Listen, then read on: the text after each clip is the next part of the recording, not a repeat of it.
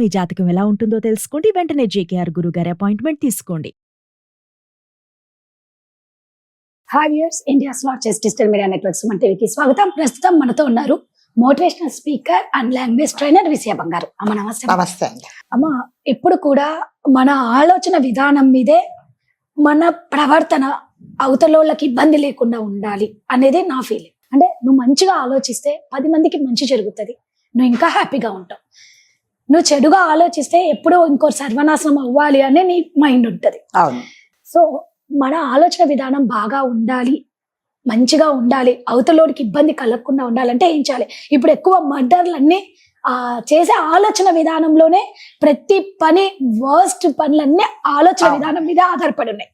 అలా కాకుండా మంచిగా ఆలోచన విధానంతో పాటు ఫుడ్ హ్యాబిట్స్ కూడానండి. ఓకే, ఫుడ్ హ్యాబిట్స్ కూడా ఒక 50% దీనికో హెల్ప్ కారణం అవుతుంది. ఎందుకంటే పొద్దున్న లేచినప్పటి నుంచి కొంతమంది మాత్రమే ఒక వారంలో 1 రోజో 2 రోజులో తింటారు.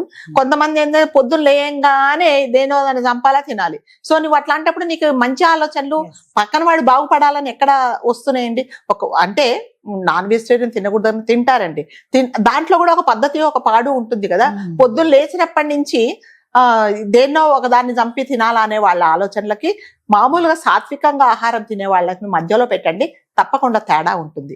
సో ఆలోచనలు అనేది పక్క వాళ్ళు బాగుండాలి, నేను కూడా అందులో ఉండాలి అనేది ఉండట్లేదు అనమాట. ఎంతసేపు వచ్చి వాడెలా చెడిపోవాలి, వాడు ఎలా పాడైపోవాలి, అంటే నేను పాడైపోయినా కదా వాడు కూడా పాడైపోవాలని ఆలోచిస్తున్నారు. కానీ సరే, నా కర్మానికి నేను ఇలా అయినా పక్కన వాళ్ళు కూడా బాగుపడాలని ఎవరు ఆలోచించట్లేదు. సపోజ్ నేను ఒక ఎగ్జాంపుల్ చెప్తా. మీ ఇంట్లో కరెంట్ పోయింది, మనం ఇమీడియట్ గా ఏం చేస్తాం? పక్కింటికి వెళ్తాం, అంటే మీ ఇంట్లో కరెంట్ ఉందా అని.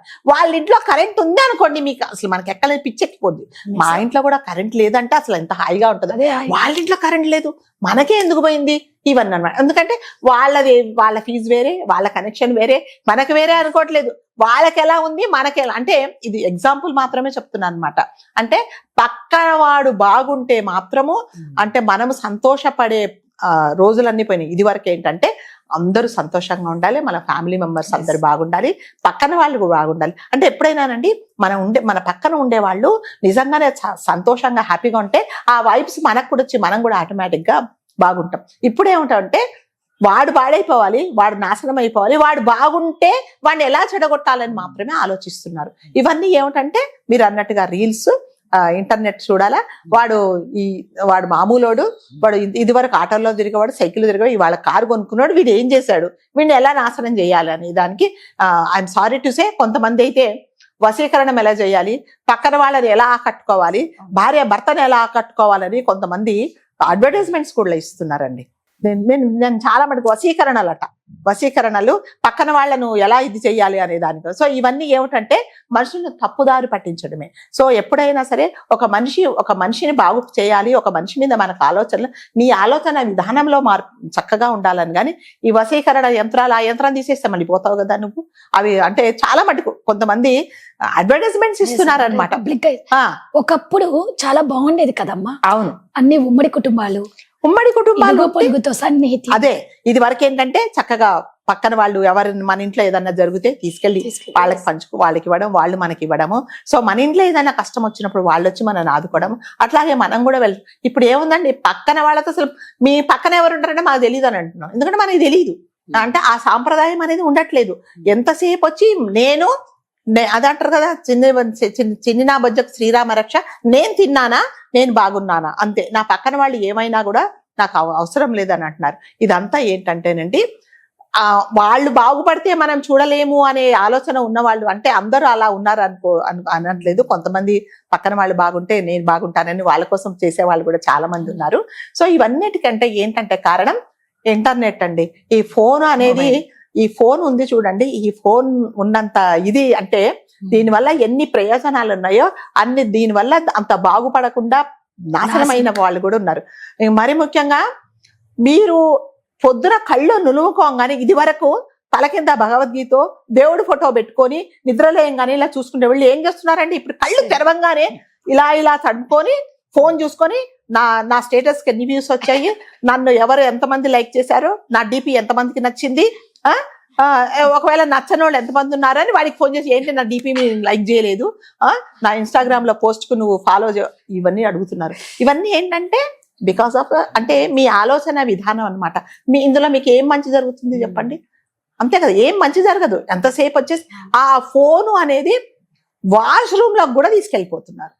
వాష్రూమ్ లోకి తీసుకెళ్లి అందులో కూడా నేను కొంతమంది ప్రబుద్ధులు అందులో కూడా ఇంటర్నెట్ లో అదేంటి కంప్యూటర్ లో పని చేసుకుంటున్నారు, మీటింగ్లు అటెండ్ అవుతున్నారు. వాడి కర్మానికి ఎప్పుడు ఏం జారిపోయి మళ్ళీ అక్కడ ఏం చూపిస్తాడో కూడా మనకు తెలియదు. అంతే కదా, మరి నువ్వు మీటింగ్ లో బిజీగా ఉన్నావు, మీ బాస్ నిన్ను అరుస్తూ ఉన్నాడు, నువ్వు వాష్రూమ్ లో కూర్చొని మీటింగ్ అటెండ్ అవుతుంటే మరి ఆ కోపంలో ఏమి విసిరి కొడతావో ఏం చేస్తావో కూడా తెలియదు. అంటే ఏదైనా ఒక వస్తువు ఏదైనా ఒకటి ఉన్నప్పుడు మనం ఎక్కడ యూజ్ చేయాలి ఎక్కడ యూజ్ చేయకూడదు, దానివల్ల మనము వేరే వాళ్ళకి ఏం నేర్పిస్తున్నాం అనేది. ఫోను అనేది మనుషులు బట్టలు వేసుకోవడం కూడా మర్చిపోయి ఫోన్ పట్టుకొని తిరుగుతా ఉన్నారు అనమాట. మీరు ఎవరి చేతిలో అన్నా చూడండి ఫోన్. ఒక ముగ్గురు స్నేహితులు కలిశారంటే ముగ్గురు మాట్లాడు హాయ్ అని చెప్పుకుంటారు, ఎవడి ఫోన్ ఆడు చూసుకుంటూ ఉంటాడు. ఇంకా మీరు కలిసి ఏం లాభం అండి? ఇంట్లోనే అలా ఉంది. మీకు ఫోన్ కనిపించలేదు, అదో పెద్ద బంగ్లా ఉండదు, ఒక 50 రూములు ఉండవు, రెండు బెడ్రూములు ఉంటాయి, నా ఫోన్ కనిపించే ఫోన్ చేయి అంటారు. అంటే 2 రూమ్లలోకి వెళ్ళి నువ్వు వెతుక్కుండే అంత ఓపిక కూడా ఉండటం లేదంటే. అంటే ఇవన్నీ దేనికి కారణం అండి? అంటే ఓపిక అనేది లేదు, మనుషులు బాగుపడాలని లేదు. అంటే ఇప్పుడు నిజంగానే మీ ఫోన్ కనిపించదు, మీ నెక్స్ట్ బెడ్రూమ్ లోకి వెళ్ళి మీకు ఒక రకమైన ఎక్సర్సైజ్ కదా, ఎక్సర్సైజ్ కదా ఆ రూమ్ లోకి వెళ్ళడం. ఇక్కడ నుంచి ఫోన్ వెతుక్కోవడం, అక్కడ మోగగానే తెచ్చుకోవడం. ఇంకా అలెక్సాలు వచ్చాయి, అలెక్సా అనగానే ఫ్యాన్ ఆఫ్ చేస్తుంది, ఫోన్ ఆఫ్ చేస్తుంది, మీకు ఇష్టమైన పాటలు వస్తాయి, కంప్యూటర్ ఆఫ్ చేస్తుంది, లైట్లన్నీ ఆఫ్ చేస్తుంది. మీకు ఇంకా ఎక్కడి నుంచి వస్తుంది? మీ ఎక్సర్సైజ్ ఏంటి, మీ ఆలోచన విధానం ఏంటి, ఏమున్నది చెప్పండి? సో వీటన్నిటి కారణం ఏంటంటే బద్ధకము. మనుషులు ఏంటంటే బద్ధకాలు ఎక్కువైపోయి అందులో ఇంటర్నెట్ లో చూసి లేనిపోనివన్నీ తలకెక్కించుకొని పక్కన వాడు ఎలా బాగుపడ్డాడు అలా చూడట్లేదు. నేను కూడా వాడిలాగా ఎలా కష్టపడాలి, నేను కూడా వాడి స్థానంలోకి రావాలంటే నేను ఎంత కష్టపడాలని చూడకుండా వాడిని నేను ఎట్లాగా నాశనమైనా వాడిని ఎలా నాశనం చేయాలనే చూస్తున్నారు. సో ఇవన్నీ తగ్గాలి అంటే ఏంటంటే మనిషిలో ఆలోచన ధోరణి అనేది తప్పకుండా తగ్గాలి. వారంలో ప్రతిరోజు నాన్ వెజ్ తినకుండా ఒక్క రోజైనా కనీసం సాత్విక ఆహారం తింటే ఆలోచనలు అనేది కొంచెం అంటే కొంతమంది అంటే జనరల్ గానండి మనుషుల ఆలోచనలు వాళ్ళ తినే అలవాట్లు కూడా ఆహారం అలవాట్ల మీద కూడా ఉంటాయండి. అది కంపల్సరీగా ఉంటుంది. తినకూడదని తినండి, కానీ ప్రతిరోజు పొద్దున లేచినప్పటి నుంచి 24 గంటలు 360 రోజులు అదే తిన్నారంటే మీకు మంచి ఆలోచనలు ఏమీ రావండి. తప్పకుండా తినాలి, కానీ ఎప్పుడు తినాలి ఏంటి అనేది ఇప్పుడు మరి ప్రతిరోజు నువ్వు అదే తింటే మీ ఆలోచనలు అట్లాగే ఉంటాయి. కాబట్టి దయచేసి మళ్ళీ చెప్తా, తినొద్దని నేను చెప్పటం లేదండి. మీ ఆలోచన ధోరణి మీరు సాత్వికంగా ఉండాలి. మన మంచి పక్కన ఉండే వాళ్ళ మంచి కోరాలి అని అంటే మీ ఆలోచన ధోరణి బాగుండాలంటే మీ ఆహారం అలవాట్లు కూడా కొంచెం చేంజ్ చేసుకోమని చెప్తున్నాను. అంతే. కరెక్ట్. ఎలా ఉంది అంటే వాయు వరుస లేని బతుకుల్లో మనం బతుకుతున్నాం. ఎవరు ఎక్కడ ఎప్పుడు మనల్ని ఎలా చంపుతారో ఎలా మోసం చేస్తారో తెలీదు. ఇంట్లో వాళ్ళే శత్రువులు అయిపోతున్నారు. దయచేసి ఆలోచన విధానాలు మార్చుకుంటే చాలా ఏమంటారు ప్రశాంతంగా బతుకొచ్చండి. అంతే. Thank you.